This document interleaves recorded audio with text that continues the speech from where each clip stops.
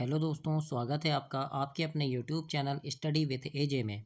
इसमें आज की वीडियो में मैं आपके लिए लेकर के आया हूँ आपकी एड ग्रेड अभ्यास पुस्तिका जो आपकी गणित विषय की है दोस्तों। और कक्षा 8वीं के बच्चों के लिए आई हुई नई वर्कबुक है। अभी इस सत्र की नई वर्कबुक है ये। और आज की इस वीडियो में हम देखेंगे आपके अध्याय एक। अध्याय एक में आपका परिमेय संख्या है बच्चों। इसको जानेंगे, पढ़ेंगे, समझेंगे किस प्रकार से इसके गणित आपको हल करना है, क्या क्या चीज़ें इसमें आपके लिए दी गई हैं। सारी चीज़ें आज की इस वीडियो में हम देखते हैं। तो आइए देखते हैं अध्याय एक, परिमेय संख्या।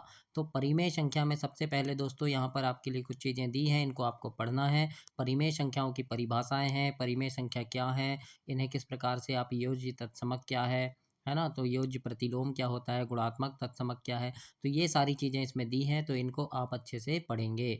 और आपकी दोस्तों हिंदी, अंग्रेजी, विज्ञान, सामाजिक विज्ञान, संस्कृत सारी वीडियो चैनल पे मैंने करवा दिया है। तो चैनल को सब्सक्राइब करके उन वीडियोस को देखें, पढ़ें और समझें कि किस प्रकार से मैंने सारी चीज़ें आपको उसमें बताई है। आइए देखते हैं इसमें प्रश्न नंबर 1 है, यहाँ पर पहले वैकल्पिक प्रश्न है। तो सबसे पहला प्रश्न यहाँ पूछा है आपसे कि शून्य के लिए निम्नलिखित में से कौन सा कथन सत्य है। तो शून्य क्या है, परिमेय संख्याओं के योग के लिए तत्समक है ना। कि परिमेय संख्या के घटाने के लिए तत्समक है, परिमेय संख्या के गुणन के लिए है। तो इसका सही उत्तर है दोस्तों ए नंबर, कि ये जो शून्य है वो परिमेय संख्याओं के योग के लिए तत्समक है। तो ए नंबर आपको यहाँ पर लिखना है इसके उत्तर में, और यहाँ पर आप ए नंबर में गोला कर देंगे। तो इस प्रकार से आप प्रश्न नंबर 1 को ऐसे हल करेंगे। इसके बाद हम दूसरा प्रश्न देखते हैं। यहाँ पर पूछा है 2/3 की समतुल्य परिमेय संख्या कौन सी है। तो 2/3 की समतुल्य परिमेय संख्या होगी बच्चों यहाँ पर 4/6। कैसे होगी, तो देखो 2/3 है, इसकी समतुल्य परिमेय संख्या क्या होगी, तो फिर यहाँ 2/3 अगर आप जोड़ेंगे तो ये क्या हो जाएगा, 4/6 हो जाएगा, है ना। तो ये क्या है, ये इसकी समतुल्य परिमेय संख्या है। तो इसलिए सी नंबर आपका सही ऑप्शन होगा, 4/6। तो इसको आप ऐसे प्रश्न 2 को करना है। और दोस्तों चैनल को सब्सक्राइब ध्यान से करना। आपकी तिमाही, छमाही और वार्षिक परीक्षा के समय चैनल पे काफ़ी सारे वीडियो लेकर के आता हूँ, जिसमें आपकी परीक्षा के पहले बहुत सारे वीडियो रहते हैं उसमें, जिसमें आप परीक्षा में पढ़कर उनको अच्छे नंबर ला सकते हैं और कक्षा में प्रथम स्थान प्राप्त कर सकते हैं बच्चों। और आपकी ओलंपियाड और आपके एनएमएमएस परीक्षा होती है, मीन्स कम मेरिट परीक्षा होती है। तो उन सभी परीक्षाओं के महत्वपूर्ण प्रश्न चैनल पे समय समय पर डलते रहते हैं। तो उन सभी को देखने के लिए चैनल को ध्यान से सब्सक्राइब कर लेना।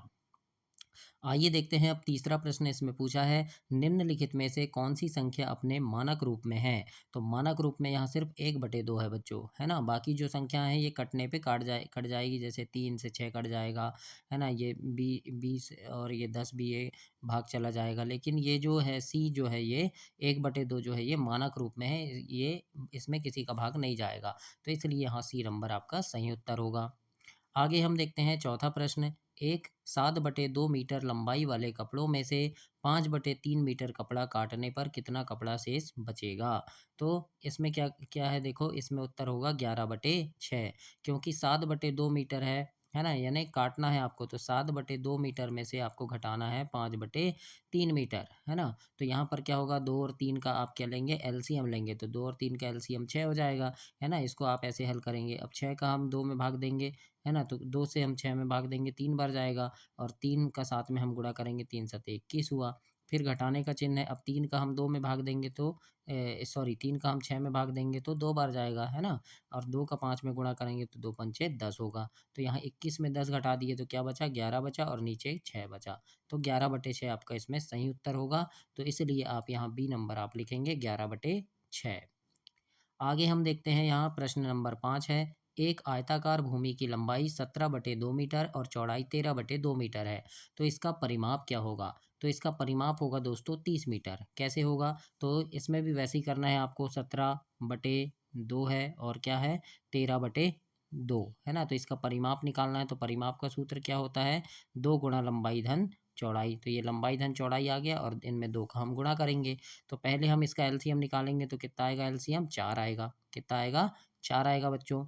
और 17 और 13 को हम जोड़ देंगे तो कितना हो जाएगा, 17 और 13 कितने हो जाएंगे, तो ये हो जाएंगे दोस्तों 30। कितने हो जाएंगे, 30 हो जाएंगे, है ना। अब 2 का हम गुणा कर देंगे इधर, है ना। अभी देखो सॉरी ये 2 होगा, है ना। अब इसको हम भाग देंगे तो 2 एकम 2 और 2 15 30 हो गया, है ना। यानी यहाँ कितना आ गया 15 आ गया। अब यहाँ 2 का गुणा है तो 15 में हम 2 का गुणा करेंगे तो कितना आएगा 30 मीटर आएगा। इसलिए यहाँ पर उत्तर क्या होगा, ये 30 मीटर आपका सही उत्तर होगा, बी नंबर। तो इस प्रकार से आप यहाँ 30 मीटर लिखेंगे, बी नंबर। यहाँ पर मैंने आपको थोड़ा सा ऐसे समझा दिया है। तो इस प्रकार से आप इसे कंप्लीट करेंगे बच्चों। अब हम देखेंगे दिए गए प्रश्नों को हल करना है आपको। अब यहाँ प्रश्न 6 से आपको हल करने वाला है। तो यहाँ पर ऋण 4/9 धन ऋण 4/9 का मान ज्ञात करना है। तो देखो ऋण 4/9 है ना, और ऋण 4/9 ये दोनों हैं आपके। तो बराबर क्या हो गया, ये ऋण 8/9 हो गया है ना। और धन ऋण का क्या हो जाता है, ऋण हो जाता है। यहाँ पर आप देखे होंगे, यहाँ पर आप सोच रहे होंगे कि यहाँ धन का चिन्ह है लेकिन मैंने ऋण क्यों लगाया। तो देखो ये ऋण है और ये ऋण है ना, ये दोनों क्या है, ऋण है, और बीच में धन है। तो धन और ऋण का जब हम गुणा करेंगे तो ऋण हो जाता है, इसलिए यहाँ पर ये ऋण का चिन्ह आ गया है। आप इसमें कंफ्यूजन नहीं होना है ना। तो इस प्रकार से धन ऋण का ऋण होता है। तो यहाँ पर क्या होगा, इसका मान क्या होगा, ऋण 8/9 होगा। तो इस प्रकार से आपको यहाँ पर हल करना है बच्चों। प्रश्न 7वां है, सरल कीजिए। 3/7 गुणा 28/15 भागित 14/5। तो देखो 3/7 गुणा 28/15 भागित 14/5 ये हो गया। तो 3/7 जैसा का वैसा हो गया है ना, गुणा 28/15 हो गया। और ये क्या हो जाएगा, ये जो भाग है, भाग को जब हम गुणा में बदलेंगे तो ऊपर नीचे हो जाता है। जैसे यहाँ क्या था, 14/5 था है ना, लेकिन हम जब भाग को गुणा में बदल दिए तो यहाँ गुणा का चिन्ह लगा दिए, तो ये क्या हो जाएगा, ये 5/14 हो जाएगा है ना, ऊपर नीचे हो जाती है। तो यहाँ पर हम गुणा 5/14 लिख दिए है ना। अब इसको आप क्या करेंगे, गुणा करेंगे है ना। तो यहाँ देखो 15/5 आ गया है ना, 15/5 आया। कैसे आया, तो ये देखो, ये जब आप गुणा करेंगे, ये कितना है, 3/7 गुणा 28/15 गुणा 5/14 ये है। तो देखो 3 एकम 3 हो गया, 3×5 = 15 ये कट गया, 5 एकम 5 इससे ये कट गया, 5 कट गया, 7 एकम 7 7 चौके 28 ये कट गया है ना, 2 दूनी 4 2 सत्ते 14 इस प्रकार ये कट गया। तो ये क्या, ऊपर क्या बचा 2 और नीचे क्या बचा 7, इसलिए उत्तर क्या हो जाएगा, ये 2/7। तो इस प्रकार से आप इस प्रश्न को हल करेंगे, प्रश्न नंबर 7 को। आगे देखेंगे 8वां प्रश्न पूछा है, एक हवाई जहाज 1 घंटे में 1020 किलोमीटर की दूरी तय करता है, तो 25/6 घंटे में कितनी दूरी तय करेगा। तो देखो 1 घंटे में कितनी दूरी तय कर रहा है, 1020 किलोमीटर तय कर रहा है। तो 25/6 घंटे में कितना करेगा, तो 25/6 गुणा 1020 है ना, 25/6 गुणा 1020 करेगा। तो अब जब आप 1020 को 6 से भाग देंगे, 6 से हम 1020 में भाग देंगे तो कितना आएगा, 170 आएगा। कितना आएगा, 170 बार भाग जाएगा। अब क्या बचा ऊपर, 25 और 170 बचा। तो इन दोनों का जब आप गुणा करेंगे तो 4250 उत्तर आएगा। तो आप यहाँ लिखेंगे 4250 किलोमीटर। तो इस प्रकार से आपको यहाँ पर हल करना है बच्चों। मैं आपको समझा कर भी बता रहा हूँ, तो काफ़ी अच्छे से आपको समझ आ रहा होगा। और अगर कोई चीज़ समझ नहीं आ रही तो आप कमेंट बॉक्स में कमेंट करके मुझसे पूछ सकते हैं, मैं आपको फिर से बताऊँगा। अब यहाँ पर अगला प्रश्न है, वितरकता के उपयोग से निम्नलिखित का मान ज्ञात कीजिए। तो यहाँ वितरकता के उपयोग से ज्ञात करना है आपको मान, है ना, किसका, तो 6/5 गुणा ऋण 3/12 धन 6/5 गुणा 5/12। इसका क्या करना है, वितरकता के नियम से। तो देखो यहाँ भी 6/5 है, यहाँ भी 6/5 है। तो एक 6/5 यहाँ बाहर आ गया है ना। अब क्या बचा यहाँ, तो ऋण 3/12 और 5/12 बचा। तो इन दोनों को हम यहाँ अंदर लिख दिए ऐसे है ना। अब क्या होगा, 6/5 गुणा क्या हो जाएगा, ये देखो अब यहाँ पर भी देखो, यहाँ पर क्या है, 12 12 2 बार है। तो इसको हम एक बार लिखेंगे है ना, ऋण 3 और ऋण 5 एक साइड लिख लिए, बटे 12 है ना। तो क्योंकि यहाँ पर 12 12 2 बार है इसलिए एक बार लिख लिए। अब यहाँ क्या होगा, यहाँ पर हम काट देंगे है ना। तो देखो यहाँ पर 1/5 आया, क्यों आया, क्योंकि देखो 6 एकम 6 और 6 दूनी 12 ये कट गया है ना। अब यहाँ क्या बचा, 1/5 सॉरी 1/5 गुणा 1/1 है ना, ये क्या होगा। अब देखो 5 एकम 5 5 एकम 5 ये भी कट गया है ना। तो अब यहाँ पर उत्तर क्या आ जाएगा आपका, यहाँ पर आप लिख देंगे 1/5 गुणा 1/1 है ना, यानी 1/5 गुणा 1/1। अब इन दोनों का आप गुणा करेंगे तो 1 और 1 का गुणा क्या हो गया, 1 हो गया, और 5 और 1 5, यानी 1/5 आपका उत्तर होगा। तो इस प्रकार से आपको 1/5 यहाँ लिखना है। तो ऐसे आप इसे कंप्लीट करेंगे, प्रश्न नंबर 9 को बच्चों। 10वां प्रश्न देखेंगे, इसमें लिखा है, यदि एक यदि एक 143/2 मीटर लंबे तार को बराबर बराबर लंबाई के 26 टुकड़ों में बांटा जाए तो प्रत्येक टुकड़े की लंबाई क्या होगी। तो ये देखो 143/2 है और 26 टुकड़ों में बांटना है, मतलब 26 से भाग देना है।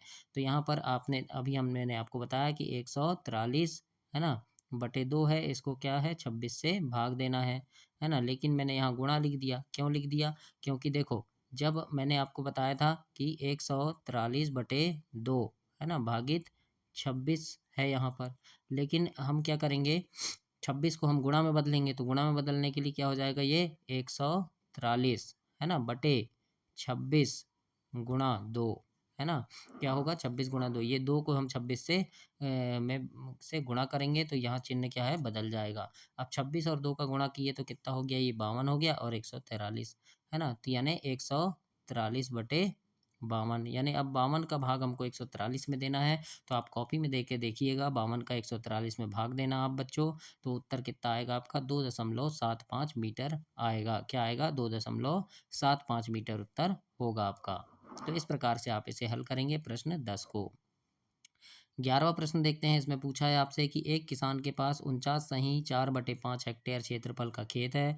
वह इसे अपने एक पुत्र और दो पुत्रियों में बराबर बांटना चाहता है। प्रत्येक भाग का क्षेत्रफल क्या होगा। तो देखो खेत का कुल क्षेत्रफल कितना है, 49 गुणा 5 धन 4 है ना, कितना है। अब यहाँ 49 गुणा 5 धन 4 क्यों हुआ, तो 5 का गुणा हम 49 में करेंगे और जो भी उत्तर आएगा उसमें 4 को जोड़ देंगे, तो उत्तर कितना आ रहा है हमारा 249/5 इतना आ रहा है ना। 249/5 आ रहा है, मतलब इसको जब हम मिश्र भिन्न है ये, इसको भिन्न में बदलेंगे तो कितना होगा 249/5 होगा। अब देखो एक पुत्र तथा दो पुत्रियों में बराबर बांटने पर तो कितना होगा 249/5 है ना। तो कितने लोगों में बांटना है, 3 लोगों में, एक पुत्र और दो पुत्री 3 लोगों में बांटना है, मतलब भाग देना है। तो भागित 3 कर दिए हम, यहाँ क्या कर दिए भागित 3 कर दिए।